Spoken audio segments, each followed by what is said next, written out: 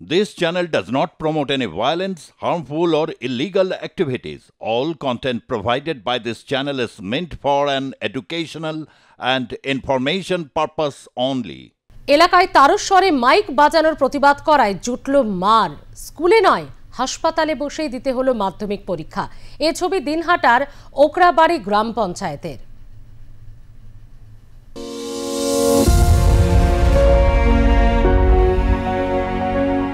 স্কুলে নয়, হাসপাতালে বসেই মাধ্যমিক পরীক্ষা দিলেন দিনহাটার পড়ুয়া তসলিমা খাতুন। তবে তার অসুস্থতার কারণ মোটেও স্বাভাবিক নয়।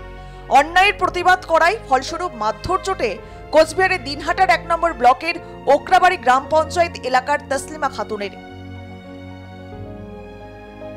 মাধ্যমিক পরীক্ষা শুরু হয়েছে। পড়াশোনার জন্য যথেষ্ট মনোযোগের প্রয়োজন। তার মধ্যেই বেশ কয়েকদিন ধরে এলাকায় মাইক লাগিয়ে তারস্বরে গান বাজানোর অভিযোগ ওঠে।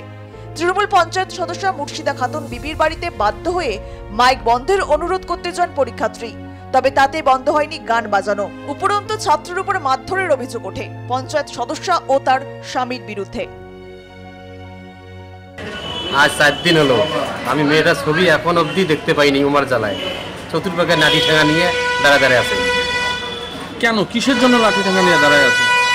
আমাকে নাকি ধরবি, মারবি, এটা করবো ওটা করবো, বাড়ি থাকতে দিব না, বাড়ির থেকে বিরতি দিব না, নানান ধরনের কথা।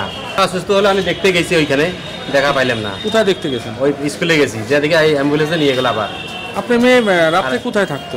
পরীক্ষা দেওয়ার কথা ছিল হাসপাতালে। কি কারণে যে এখন এর থেকে ট্রান্সফার করছে আমি কিন্তু কিচ্ছু জানি না।